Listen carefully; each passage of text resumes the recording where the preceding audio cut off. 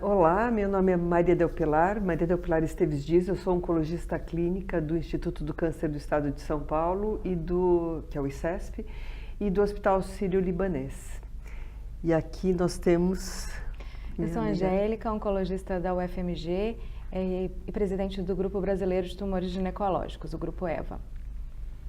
Bom, acho que hoje nós estamos aqui para conversar um pouquinho sobre os principais estudos da ASCO, ou aqueles dentro do câncer ginecológico, ou talvez, não vou dizer só os principais, mas aqueles que podem ter uma aplicação direta para nós que estamos aqui no Brasil. Eu não sei se você gostaria de começar, Angélica, e falar de algum estudo. Nós temos alguns estudos cirúrgicos muito interessantes e que podem ter um impacto grande na prática clínica. Exatamente, Pilar, essa ASCO, ela não trouxe novas tecnologias no tratamento do câncer ginecológico, mas ela respondeu importantes dúvidas do tratamento, principalmente do câncer epitelial de ovário, do câncer de endométrio, dúvidas correntes na nossa prática. Dois estudos que eu gostaria de destacar, vou começar pelo estudo LION. O estudo LION é um estudo do grupo alemão AGOL, respondeu a importante pergunta da importância da linfadenectomia em pacientes com carcinoma epitelial de ovário em estadios 2 a 4. Bom, essas pacientes, então pacientes submetidas à ressecção completa da doença, elas foram randomizadas entre linfadenectomia ou não linfadenectomia. Importante, não havia evidência macroscópica de linfonodos. A mediana de retirada de linfonodos foi 57, então pacientes muito bem operadas. Em mais de 50% das pacientes havia micrometástases nos linfonodos, mas não houve diferença nem em sobrevida livre de progressão, nem em sobrevida global nas pacientes que foram linfadenectomizadas comparadas àquelas que não foram linfadenectomizadas. Importante, as pacientes que tiveram ressecção de linfonodo, elas tiveram maior tempo cirúrgico, mais sangramento, maior necessidade de transfusão, reinternações e maior taxa de óbito nos primeiros 60 dias após a cirurgia. Então, a linfadenectomia sistemática não deve ser padrão no câncer epitelial de ovário. Eu acho que esse estudo tem uma questão muito importante que, principalmente nós que trabalhamos numa estrutura hierarquizada, né, onde nós temos centros de referência que recebem pacientes de outros centros, porque ele consegue definir um grupo de pacientes que pode ter uma cirurgia de menor tamanho e não necessariamente ser reoperadas quando são encaminhadas para esses centros especializados, que são justamente essas pacientes com câncer de ovário, que na imagem não tem nenhuma evidência de doença linfonodal e que na macroscopia não tinha nenhuma evidência de doença linfonodal. Então, essas pacientes poderiam ser poupadas essa cirurgia maior e hoje a gente muitas vezes reaborda essas pacientes para completar. Era padrão até a ASCO. Esse estudo ele muda o nosso jeito de abordar essas pacientes, traz tranquilidade de uma cirurgia não tão extensa e que traz complicações, né, Pilar? Que traz complicações. Não é isenta esse aumento, às vezes a gente pensa que mais cirurgia é sempre melhor, nem sempre, há inclusive aumento de mortalidade, né, nos primeiros 60 dias. Isso é um dado super importante para essas pacientes que tiveram um diagnóstico num estadio um pouquinho mais precoce. Sim. E que podem ser estadiadas do ponto de vista da imagem, se programar isso de uma cirurgia um pouco menor. Um ponto importante desse estudo para nós brasileiros é que a neoadjuvância é um padrão. Nesses estudos, nenhuma paciente foi submetida à neoadjuvância, são pacientes que foram para cirurgia inicial e a quimioterapia depois. Só para a gente não... As pacientes que foram à neoadjuvância, esse dado a gente não sabe se tem valor. Esse dado a gente não sabe.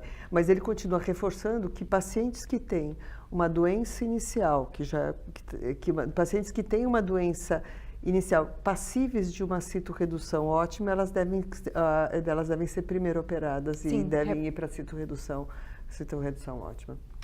Pilar, outro estudo, acho importante da gente citar também, eu acho que a ASCO foi muito cirúrgica, a ASCO de gineco-oncologia esse ano, ela foi muito cirúrgica, o estudo Desktop. O estudo desktop, ele aborda de novo pacientes com carcinoma epitelial de ovário, mas no cenário da recidiva. Então, nessa primeira recidiva, há sempre uma dúvida se vale a pena ou não operar as pacientes. E, de novo, esse estudo foi conduzido pelo grupo alemão AGO, e as pacientes, importante, muito bem selecionadas, pacientes que tinham sobrevida livre de platina de pelo menos 6 meses, volume de ascite menor que 500 ml e performance status 0, foram randomizadas no momento da recidiva entre cirurgia ou quimioterapia, e a quimioterapia era o padrão da instituição. Bom, dessas 407 pacientes randomizadas em 2 braços, houve diferença de sobrevida livre de progressão significativa, quase 6 meses a mais nas pacientes submetidas à cirurgia. Ainda não há resultados de sobrevida global e os autores concluem que a gente deve, pelo menos, considerar a cirurgia no momento da recidiva. Pilar, como é que você vê esse dado? Olha, eu acho que, de novo, a gente consegue ter uma resposta para um grupo que nós tínhamos muitas dúvidas. Sempre foi muito discutível a questão da reintervenção cirúrgica na paciente com uma recidiva do câncer de ovário, mas esse grupo, que é um grupo de bom prognóstico, platino sensível, com poucos sintomas, você pode oferecer, eu acho que agora sim a gente pode, com uma base mais sólida, uma cirurgia que vai aumentar o tempo de sobrevida livre de progressão dela. Então, é justamente para essa paciente que está bem e tem bom prognóstico e tem uma doença mais limitada que nós devemos oferecer a cirurgia. As pacientes com uma doença muito avançada não devem ter benefício mesmo, né? Então, acho que, de novo, estabelece um bom parâmetro para oferecer a cirurgia de resgate para algumas pacientes com câncer de ovário, e são pacientes que, de fato, existem. Acho que a gente podia falar um pouquinho, então, da adjuvância de endométrio. Sim, acho que a adjuvância de endométrio é um tema super importante. Nós temos uma prática de fazer um tratamento muito intensivo para os pacientes com câncer de endométrio. Quimioterapia, radioterapia, teleterapia, né? E bracterapia para praticamente todas as pacientes com câncer de endométrio, ou para um número muito grande de pacientes, e eu acho que esse estudo vem delimitar o papel da adjuvância. Não sei se você gostaria de falar. Bom, então, 2 importantes estudos foram apresentados na ASCO desse ano, abordando o tratamento da paciente com câncer de endométrio de alto risco. O câncer de endométrio é um problema crescente na população, está aumentando a obesidade, envelhecimento populacional. Hoje são 320 mil casos novos no mundo, no Brasil são aproximadamente 6 mil casos. A maioria das pacientes tem muito bom prognóstico, são diagnosticadas com estadiamento inicial, sem critérios de alto risco, mas 15% das pacientes apresentam critérios de alto risco, e esse é o dilema de tratamento. 2 estudos, o PORTEC-3 e o estudo GOG-258, compararam quimio-radioterapia versus quimioterapia, o GOG-258, e quimio-radioterapia versus radioterapia, o PORTEC-3. Bom, resumindo a história, não houve aumento de sobrevida livre de progressão ou sobrevida global quando se associa quimio e rádio versus os tratamentos isolados, mas houve um aumento de recidiva à distância quando quimio e rádio foi feita imediato, ao invés de quimioterapia nas pacientes com estágio 3 e 4 no GOG 258. Pilar, como é que fica a sua prática com isso? Quem que você consideraria para quimio e radioterapia? Qual que é a paciente que você deixaria com rádio exclusiva e qual com quimio exclusiva? Vamos tentar simplificar. Acho que esses estudos eles conseguem trazer um norte para a gente num grupo muito heterogêneo de pacientes. Mas onde a gente teve o benefício propriamente dito foi nas pacientes estadio 3. Essas se beneficiam do tratamento mais completo e mais intensivo. E eu acho que a sequência está mais ou menos bem respondida também nesses estudos. O que compromete a sua expectativa de vida dessas pacientes é a recidiva à distância. Então, acho que a melhor sequência seria primeiro fazer a quimioterapia para essas pacientes no estadio 3, seguidas da radioterapia, a tele e a bracterapia. Com isso também facilita muito o tratamento. É muito difícil fazer uma quimioterapia completa numa paciente que acabou de ser irradiada com o câncer de endométrio. Então, utilizar essa sequência, primeiro químio, depois a rádio, e oferecer isso para as pacientes com estadio 3, eu acho que esse é o tratamento que hoje nós podemos considerar padrão e que deve ser oferecido para todas as pacientes com câncer de endométrio. Fora desse cenário, aí vai ter que ser discutido realmente caso a caso, individualizar, talvez ter um pouco de... talvez alguns subtipos histológicos com estadiamento mais precoce, os Os serosos, células claras. Os serosos e os serosos, essa é uma das questões desses estudos. Esses estudos eles fizeram, os estudos de endométrio ainda são estudos que dividiram só pelo estadiamento do TNM e alguns critérios muito anatômicos, mas sem levar em consideração a histologia, que a gente sabe que é diferente no câncer de endométrio. O grupo de seroses e de células claras tem claramente um pior prognóstico e principalmente serosas maior sensibilidade ao tratamento com a quimioterapia. Então, esse grupo, nos estadios mais precoces, acho que a gente pode considerar o tratamento completo. Mas certamente no endometriose grau 1, provavelmente o tratamento com químio, rádio, vai ser um tratamento excessivo e a gente pode reservar só a radioterapia para esse grupo de pacientes. Bom, acho que um outro estudo importante, que eu acho que vale muito a pena comentar, a gente está no momento de incorporação no Brasil dos inibidores de PARP para as pacientes com carcinoma epitelial de ovário, com mutação em genes de BRCA. Pilar, como é que essa avaliação do estudo Solo 2, como é que você vê a toxicidade do inibidor de PARP olaparib? Esse estudo é um estudo bastante interessante, principalmente porque ele traz para a discussão a questão da qualidade de vida da paciente com câncer de ovário, não só da paciente com câncer de ovário, mas principalmente a paciente com câncer de ovário, que vai ser submetida a uma terapia de longa duração e de manutenção. Então, é uma mulher que, neste momento, tem pouca sintomatologia da doença, talvez não tenha nenhuma doença, e que você vai estar oferecendo uma droga para uso prolongado como manutenção, com o objetivo de aumentar a sobrevida livre de progressão dela e, eventualmente, nós não sabemos, talvez sobrevida global.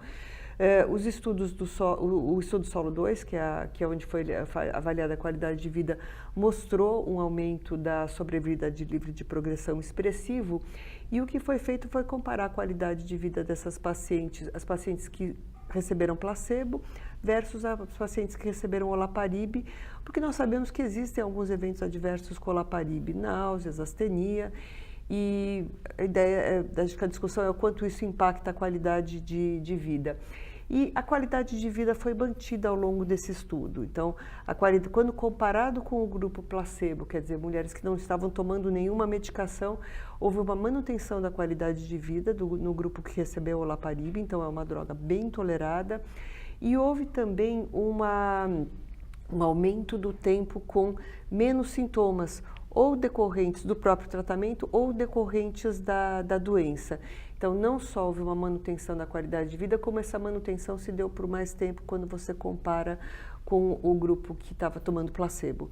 Então, eu acho que isso vem de encontro a duas questões. Primeiro, que a manutenção precisa ser feita com drogas de baixa toxicidade, ou pelo menos do ponto de vista do paciente, porque é disso que a gente está falando, drogas de baixo impacto e que possa ter esse baixo impacto por um tempo bastante prolongado. Eu acho que é um dado importante. Cada vez mais, à medida que nós temos pacientes que têm uma expectativa de vida mais longa, sejam curados, sejam com doença na oncologia, nós precisamos começar a enxergar a qualidade de vida do ponto de vista do paciente, e aí só é possível através da aplicação de questionários em que o paciente responda e analisando de uma maneira muito clara esses questionários. Eu acho que é basicamente isso. Ele aponta para essa questão de ver a qualidade de vida e demonstrou que a droga é bastante aceitável do ponto de vista do paciente para o uso em longo prazo. De maneira cuidadosa, a gente tem que conduzir esses pacientes, né, Pilar? Não é quimioterapia, mas pode haver alguma mielossupressão, ver o paciente com mais frequência, pelo menos uma vez por mês. A gente chegou a conversar isso ontem. No estudo mesmo, no solo, os pacientes eram vistos mensalmente e depois de algum tempo, os pacientes, você podia aumentar o intervalo. O que a gente vê, pelo menos minha experiência, é que num primeiro momento você precisa realmente ver esse paciente mensalmente até para fazer ajustes de dose quando necessários, principalmente por conta da mielossupressão, mas posteriormente você pode fazer intervalos um pouco mais longos, intervalo de 2 a 3 meses, quando o paciente está super estável. Não existe tratamento sem efeito colateral, acho que isso é importante, todos nós sabemos disso, os pacientes têm que saber, os médicos têm que saber e os pacientes têm que ser monitorados, isso não tem dúvida nenhuma. Bom, a gente vai ficando por aqui. Muito obrigada pela participação.